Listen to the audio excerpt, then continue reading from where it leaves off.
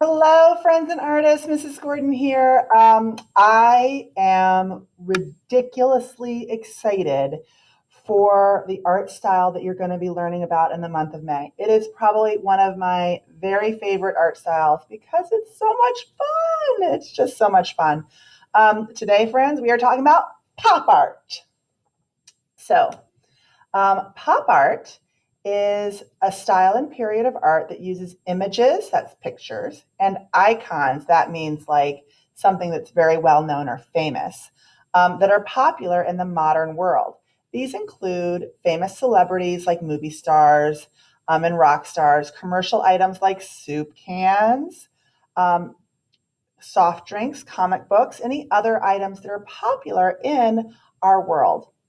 There are a number of ways that artists use these items to create art, such as repeating them over and over again, changing the color or texture of an item, and putting different items together to make a picture. It started in the 1950s, became super popular in the 1960s, and continues today. You just watched a video from the fabulous Tate Modern Museum in London that explained pop art in a way that you could understand. And now we're going to take a deep dive into one of my favorite pop artists, Mr. Andy Warhol. And we're going to create a piece of art inspired by Mr. Andy Warhol. Um, One of the reasons why I really, really, really love pop art is that it brought art to the people. It made art something that everybody could appreciate and understand. So it just really kind of, took things that were popular and famous or icons and made art out of them. So let's take a look at the wonderful Mr. Andy Warhol. If you did not already watch the optional video, it's called Uncle Andy's. I highly recommend going back and watching it if you have time. It's only 8 minutes.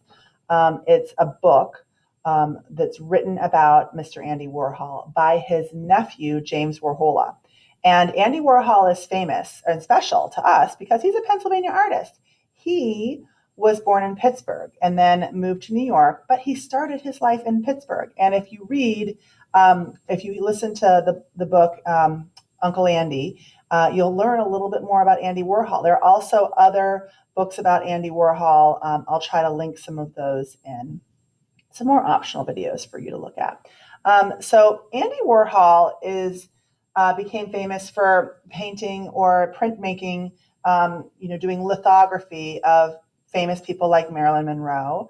But he also is probably most famous for his Campbell soup cans. So when he was a kid, he was sick often, and he had his mother would give him Campbell soup, tomato soup specifically. And then when he grew up, made art about Campbell soup, like, kind of recalling from his childhood. So, friends and artists, today we're going to be making art inspired by Campbell soup. I'm going to teach you how to draw a soup can, and you can make it Campbell soup if you want, or you can make your own kind of soup. You can color it in different ways like this, using different colors for each can, or you can color them all the same way.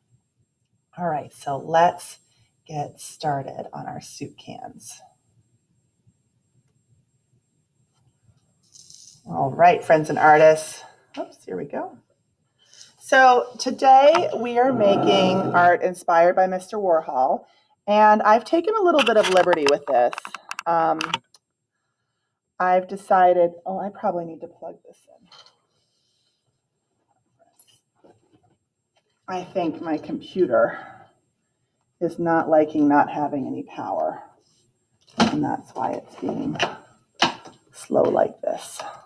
So let's plug it in. Technical difficulties, please wait. While I'm drawing the soup can, if you at any point you need to pause, you certainly can. Oh, that's better. I think that's better. Maybe not. So we're going to draw a soup can. I'm going to teach you how to draw a soup can. A soup can is just a cylinder, and a cylinder is just a series of lines put together to make a three-dimensional shape. I've drawn 4 soup cans, so I would recommend starting with a piece of paper, folding that paper in half one way, and then folding that piece of paper in half another way to make 2 folds on your paper. let me see if I can fix this camera here. It's not wanting to record well if I put the actual cord in here. Let's try that. Thanks for your patience, friends.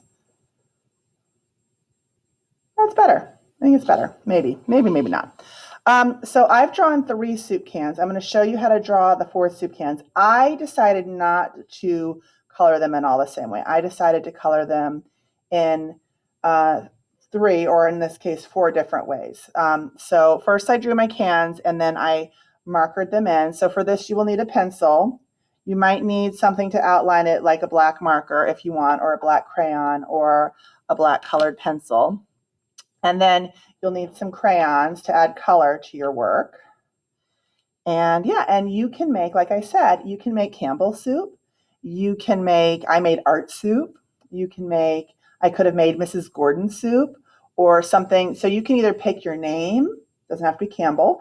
You can pick your favorite kind of soup if you want. You can pick your favorite thing to make soup out of. Like maybe you really like cats and you want to make cat soup. I am not advocating for you to make soup out of your cat, just to make soup inspired by your cat. No animals need to be harmed for this soup, please. All right, so to start our soup can, I'm just going to start first with 2 vertical lines. Please remember that if at any time you need to stop the video, pause the video, you can pause the video and then you can just, pick it up when I go on, or you can replay the video, right? I would recommend drawing all 4 of them at the same time because then they're going to become uniform. So I'm going to start with 2 vertical lines. And I would say to make them about 3 or 4 inches apart, 3 or 4 fingers apart. Sometimes if you don't have I would say this is about 3 inches, but sometimes if you don't have a ruler, it's fun to measure with your fingers. Now the bottom of the can is just a curve like a smile line. So connect your 2 vertical lines at the bottom with a curve like a smile line. Next step is to make that kind of like sticky out lip part of the can. You're just going to draw another curve like a smile line, but you're going to connect it to the edge of your vertical line. So it looks like the rim of the can goes around back. Okay. For the top, you're going to connect the top with top 2 vertical lines with another curve like a smile line. But then you're going to continue around to make it an oval. So curve like a smile line, continue around to make it an oval. And then I just added some ovals inside like I could see the top of the can. The last step for the kind of the structure of the can is, so we got this little sticky out part down here. We need a little sticky out part on the top. But for this one, I'm just going to go all the way around my largest oval.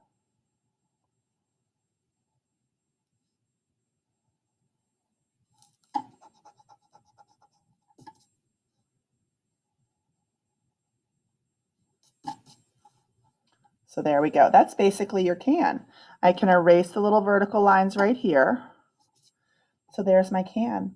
Now for the label of your can, I'm just going to add a curve like a smile line at the top and a curve like a smile line at the bottom. And that's going to be my can's paper label. And then on your label, you could draw or write whatever kind of soup you want. This is where you get to be creative. It doesn't have to be Campbell's soup, but if you really love an Andy Warhol and you're like, I really want to make it like Andy Warhol, you can. If you want to make it like softball soup or dog soup or family soup or love soup, friend soup, right? Whatever. And I'm saying like soup that you might have with your friends, not made out of your friends, please. Okay. I am still going to make art soup because I love the idea of it. So I'm just going to add my letters. Now art has 3 letters, so I'm going to put the middle letter that I want in the middle. That's a little trick I love about lettering, is start with your middle letter and then that way it's not all going to be smushed over. So I wrote art. At the bottom I write soup. Now, if I made this tomato soup, or maybe it's your favorite kind of soup, like you really love alphabet soup, you could write alphabet soup up there. You could draw a bowl of soup. If you made tomato soup, you could draw a tomato in the middle. If you cat soup, you could draw a little cat right here. And again, soup to be shared with your cats, not made out of your cats. But friends, I'm going to make my little palette. So a palette is either a group of colors, or a palette is what you put your paints on when you're going to do a painting. So I make this kind of little wavy bean shape. I add a little oval for the thumb, and that's what I stick my paintbrush through. And then I'm going to add my paint splotches.